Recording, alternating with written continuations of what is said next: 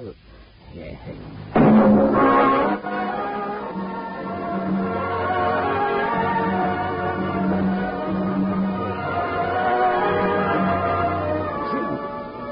I have flown.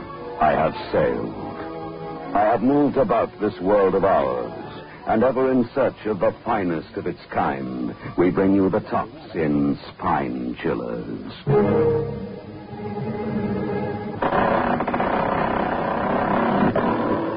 The creaking door.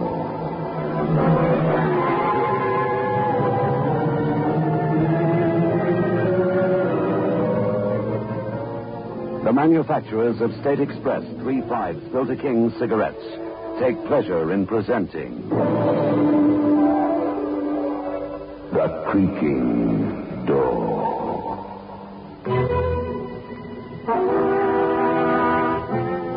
Good evening, friends of the creaking door. The creaking door is opening, so do come in. We've got some rather interesting specimens on view here. Some old skeletons and a skull or two, which proved quite fascinating once I'd managed to remove the outer covering. Come to think of it, one of those skulls looks just like yours.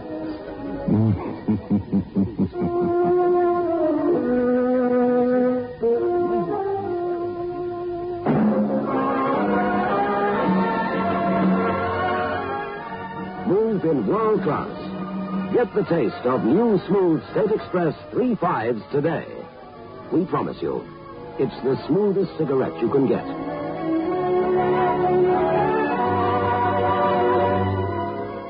It's a blend that has been perfected after years of constant research by our master blenders, and the recent development of an entirely new process which gives you an even smoother 3/5 smoke. We promise you, it's the smoothest cigarette you can get. Move in world class. Get the taste of new, smooth State Express 3/5s today.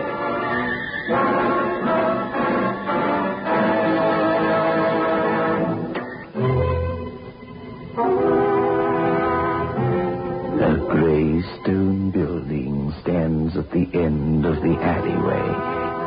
There's a small brass plate on the door. It reads, Metropolitan Police Morgue.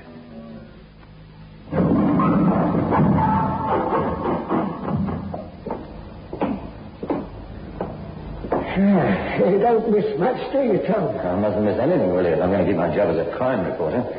What is it, another hit-and-run case? That's what they said when they brought him in. Oh, made a proper mess of him. Multiple fractures, Dr. Wilson said. Anyone interesting? Is it worth a paragraph in my paper? No. Just another tramp. Never had a bob on him. Oh, pity. Stuck for a story. Accidents aren't my department. Yeah, you never know. It might be. Struck from behind he was. Like to have a look? Yes, Willie, I won't.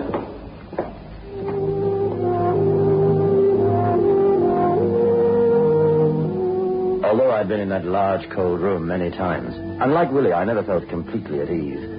I walked over to what Willie euphemistically described as his cold storage bins and watched him pull out Section 26. Look at him. Fished out the Thames he was 2 days ago.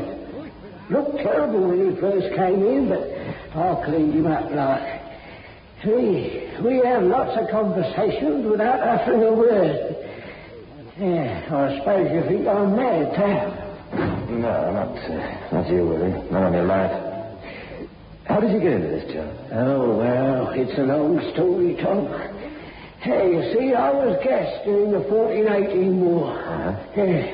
Shortly after I returned, the missus died. We never had any children and no relatives to speak of. It was difficult finding a job. For one thing, I I couldn't stand heat of any sort. My lungs would start playing up. Oh, believe me, Tom, I walked hundreds of miles through the streets of London before I found a job that no one else wanted. And a job, so to speak, which didn't require much effort and which most certainly was cool. Yeah, so here I am. You are indeed. And I don't know what to do without you. Mind you, it isn't the sort of job that anyone can do. Oh, no, of course it isn't, Tom. You often find some wise character at the pub who says, how can you work there? Well, my argument is, somebody's got to do it. Somebody's got to look after it. Yeah, that's a point of view. You know, young Tom, you know what I'd like to be if I hadn't this job? No, really, what? I'd like to be a doctor. It must be a fine thing to be a doctor. To save life instead of handling death. How'd you like to be a crime reporter, Willie? Hey? Oh, no, thanks. I don't suppose they'd let me try to be a doctor now, not at my age. No, if I can't be a doctor, I'll stick to my own job. It's nice and quiet here. You know, Tom, can't help worrying, thinking about this bloke. Look at the back of his trouser leg. Green paint. Yeah, so it is. The car must have hit him there. Did the police see that when they brought the body in? Oh, yes. Then whoever knocked him down must have been driving a car that had been freshly painted. That's about the size of it, Tom. And what's more, that paint couldn't have been put on the car many minutes. That's true, Willie, it's true. Are you sure you wouldn't have my desk at the evening echo? No. Yeah, I've already told you I like it here. It's peaceful. No one argues with me. I like it that way. And my charges are always satisfied. I've never had a complaint yet about the accommodation.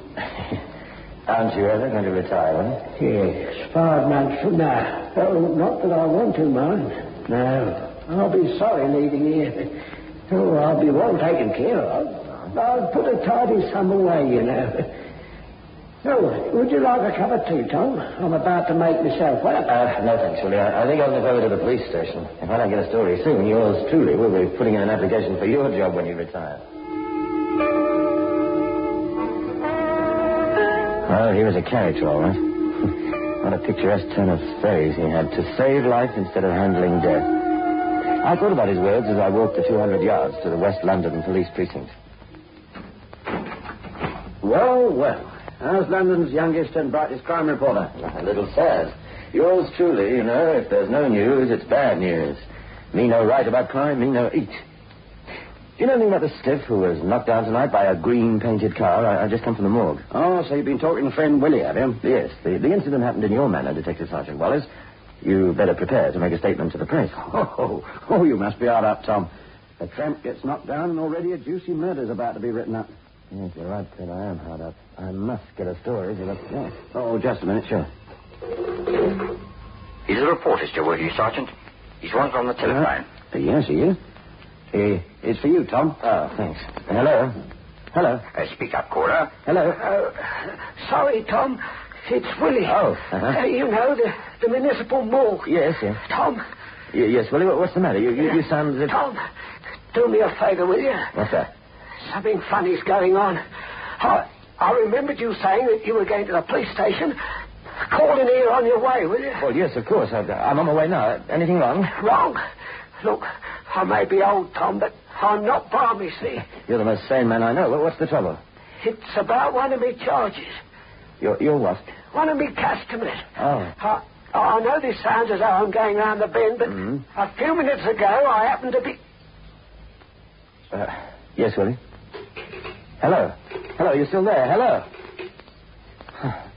It's funny. Oh, what's the matter? I don't know. But I'm going to find out.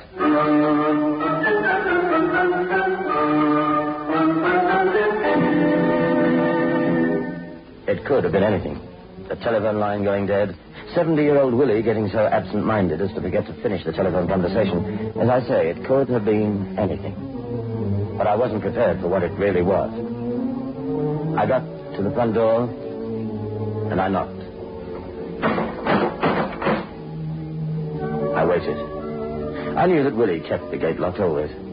said with that soft, kindly grin of his that he didn't want anyone to come messing around with his charges. No answer.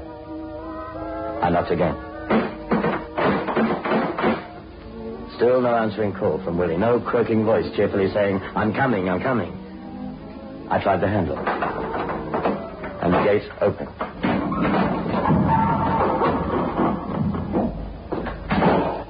Willie! Willie! My voice echoed through the building. Still no answering shout. As I entered the morgue itself, with its long line of refrigerated cabinets all in a neat row as if awaiting my inspection, I had my first clutch of fear. And then I saw it. The swaying cord of the telephone receiver. Willie failed to replace it. But where was he?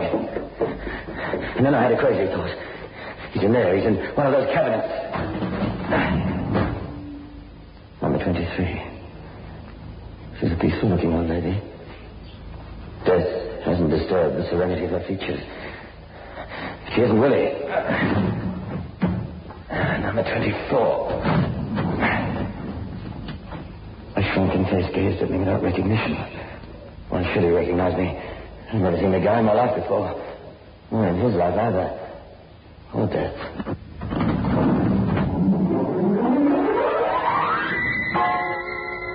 I was going nuts. The old boy must have gone out for a packet of fags or something.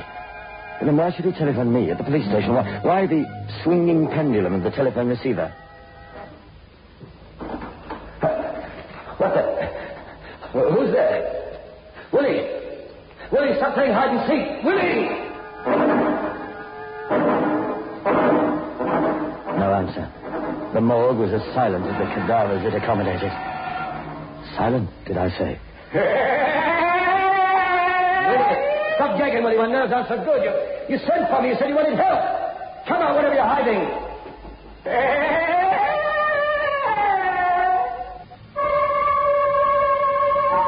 My blood froze. It wasn't Willie laughing. Dear, shrunken, croaking-voiced Willie. That mad laugh came from no human agency. It's a joke, isn't it? Tough young crime reporter Tom Dixon going nuts in the Metropolitan Police morgue. Now it had become an obsession. Willie had to be in the place. Willie was in grave danger. Willie was... Well, where was he? I ran back to the cabinets.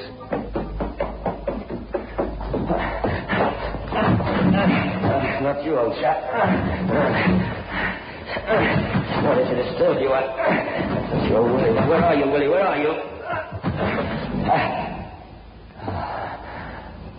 I'm being accommodated in refrigerating cabinet number 28.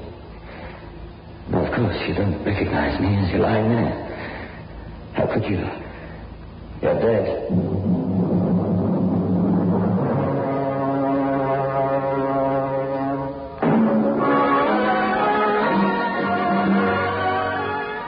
Smooth and world class. Get the taste of new smooth State Express 3.5s today. We promise you, it's the smoothest cigarette you can get.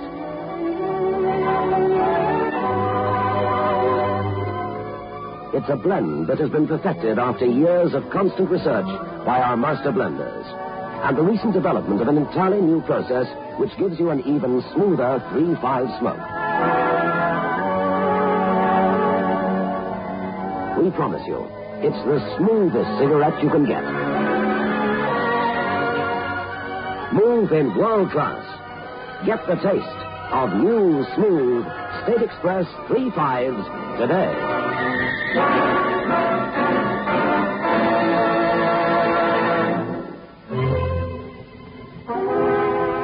Well.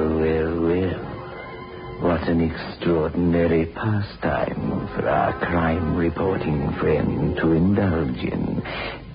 But back to our story. To the police morgue, where Tom Dixon gazes down at his friend, who has changed his status to that of guest. Poor Willie. Dying in harness, eh? Somebody put you in that bed somewhere or something. But the dead can't walk or move or kill. Where are you? Where are you hiding? I'll get to her. I know you killed Willie. Why can't I get a dialing tone? Come on, come on.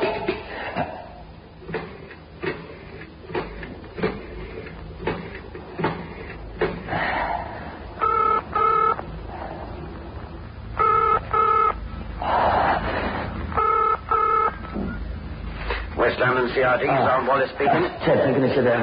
I'm speaking from the morgue. Well, look, Tom, if you're following up the hit and run story, you'll get nothing at the morgue. We've taken a sample of the paint from the tramp's trousers. No, Could be a stolen car. You don't understand. It's Willie. Willie? Yes. Oh, you mean old man Dalton? Yes. Well, what about him? He's there, isn't he? He's here, all right. He's no longer in charge. He's one of the charges. Here, look. Are you drunk? No. What are you talking about? I'm trying to tell you. I've just found him. Refrigerator cabinet number 28, reserved for corpses awaiting autopsy or identification. We won't need an autopsy to discover how Willie died. He was murdered. The back of his head bashed in. Yeah, what are you saying? You mad? Lying in a... Yes. Now, look, Tom, if this is a joke or a newspaper... Do I sound as if I'm joking? You better go under quickly. I'm not joking, Ted. I'm scared. I'm scared on my wits. Maybe I've lost him already. My wits, though. But maybe that's what he wants, whoever it is listening to me now. He wants my fear to drive me away from here. Keep hold of yourself. Keep hold of yourself. I'll be right over. All right. Did you hear that? Whoever or whatever you are, that was my friend, Sergeant Ted Wallace of the CID. In a couple of minutes, he'll be here. Ted and a couple of constables. You can't escape that, can you, huh? No windows. Everything's air conditioned. There's only one way for you to get out of this morgue, and that's through that door. Now, that you have to pass me, eh? Well, go on. Why don't you laugh, eh? Go on, laugh. I know you're hiding out one of those cabinets. Laugh, you rotten, filthy murderer. Go on, scare me.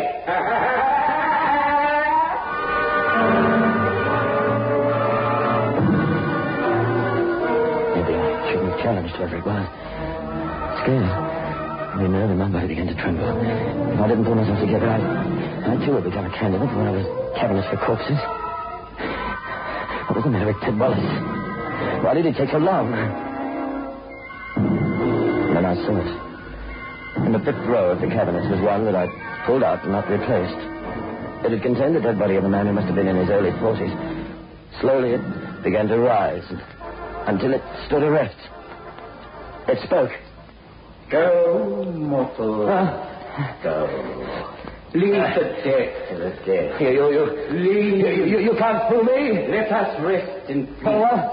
The old man was sent to his final rest because it was decreed that he would want to end his mortal days. Wait a minute. Who are you? Go, lest we claim you.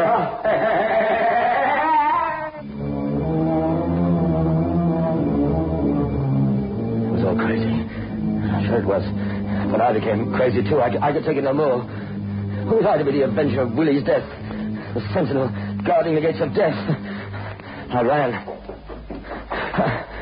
And I'm a coward. I don't care. Let the police do their own death. Where are you going? Tommy, here, take it easy, old man.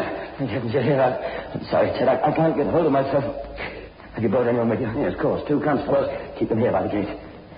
There's something or someone in there. Have you been drinking? Drinking? I've come over here because you told me that... Willie, dear old Willie, is lying in one of those cabinets. Yeah, that's what you say, cabinet 28. Well, come on, show me. Tell them that those 2 cops. Tell them not to move from the gate. Yes, all right. Anything for a quiet death. Oh, sorry, Tom. Yeah. I know that wasn't funny. Yeah. Is he really dead? Willie, I mean. All right. Let's go in. As we walked towards the cabinets, my feet felt like tons of lead. I could see Ted looking at me out of the corner of his eye, wondering if I'd brought him out on a hoax, or I was drunk, or worse. Cabinet 28. Yeah. You said he was murdered. His head bashed in. What were you running away from? I knew a ghost and a killer scaring the wits out of me. Well, killer, ghost, you've got company. I've got the law with me. Why don't you laugh now, you rotten swine? Yeah, listen, Tom. I'm telephoning an ambulance. You're going to hospital. Well, maybe we'll both go to the hospital before we leave here tonight. Maybe we'd better book our accommodation here. Well, why don't you laugh at that ghost? Yeah, leave the ghost for a moment. Where's Willie? You don't understand. Somebody walked out of that cabinet. Oh, one of the corpses? Yes. Laugh as much as you like. There he is. 5 months to go before he was to say goodbye to his dead, and now death has claimed him permanently. Yeah. Stop searching the place with your eyes like that, will you? You'll make me nervous.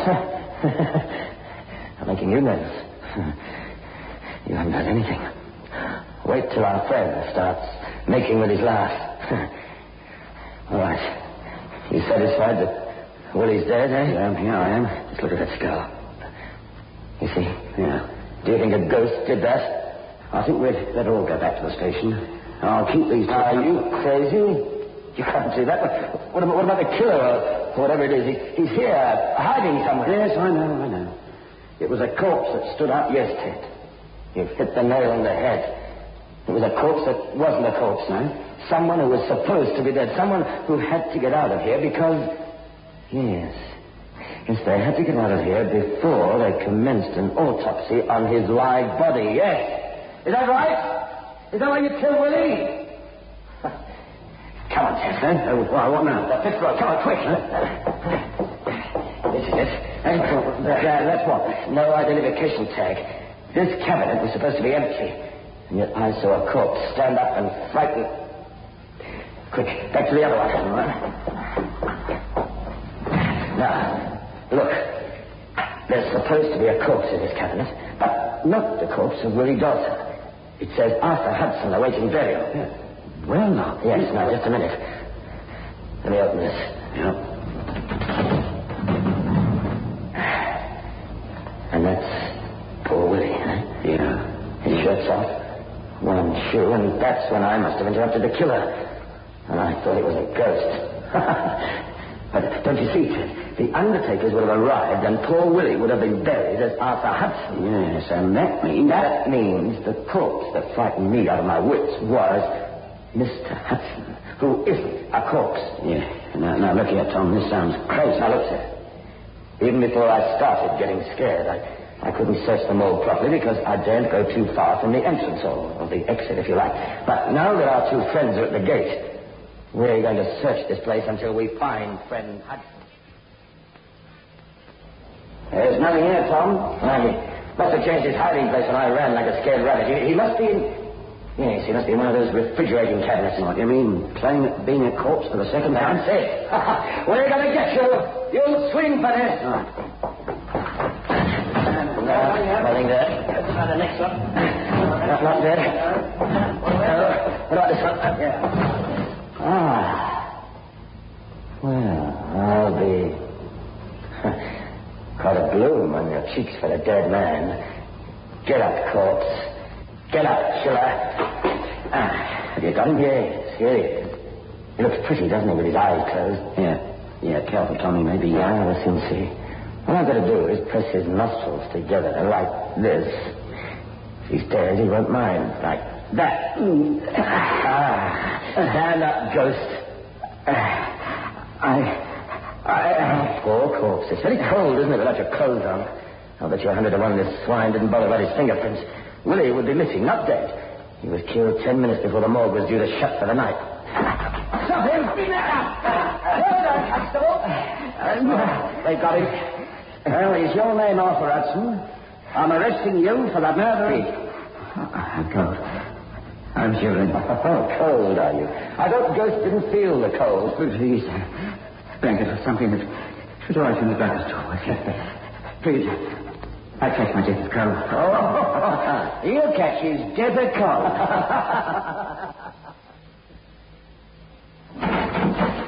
Morning, sir. Oh, come in, Tom, come in. Yeah, I read your piece this morning. You said there were questions that need to be answered.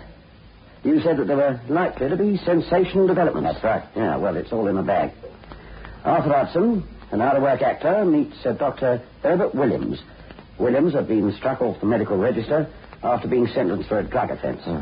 Well, now, he knew about Willie Dalton and the government morgue, since he was at one time connected with the municipal pathological department. That was the tie-up. Yeah, that was the scheme. Hudson pretends to be very sick, see? Gets his landlady to phone Dr. Williams. Dr. Williams injects him with a drug that gives him an appearance of death. Signs the death certificate, manages to get him put into the police morgue. And you know what? What? All for a 50,000 quid life insurance. That's a lot of money. Yeah. If poor Willie hadn't suspected something and hadn't telephoned me, they might have got away with it, too. Yeah, that's it. The idea was for Hudson to put on Dalton's clothes and switch identities until Hudson was safely out of the building. He tried to frighten you. You see, he couldn't leave until you did. He frightened me, all right. If you hadn't arrived in time... Yeah, well, never mind that now. They're both behind bars. Although friend Hudson is suffering from a severe chill. Really? You don't think that you're... Oh, excuse me. Yeah. Hello? West London CID. Sam Wallace speaking. Who? What? Yes, all right. I'll look into it. Yeah, we'll send the man round right away. No, not at all. I've got another story for you, Tom. That's good. What is it? Yeah, that was Morgan and Sons. Also butchers. Their refrigeration room has been burgled. A carcass of beef has been stolen. You interested? You can go and fry yourself.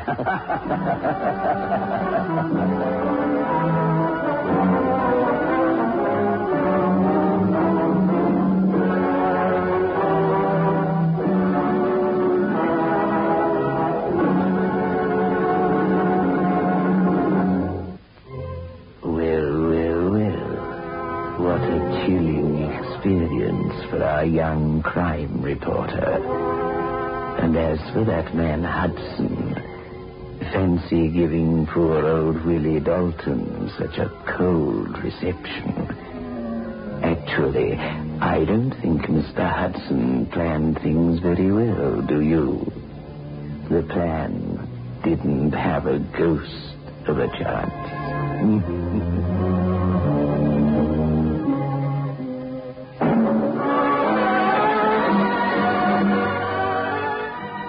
In world class. Get the taste of new smooth State Express 3 5s today. We promise you, it's the smoothest cigarette you can get.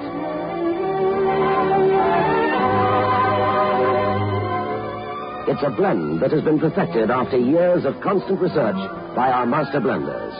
And the recent development of an entirely new process which gives you an even smoother 3-5 smoke. We promise you, it's the smoothest cigarette you can get.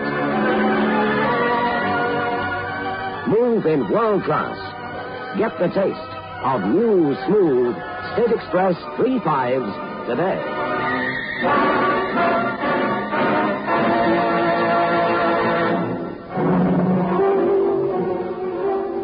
This is your host back again.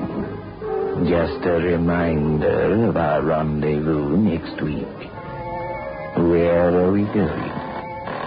Through the creaking door, of course. The manufacturers of King Cigarette invite you to listen next Saturday at 9 o'clock when they will again present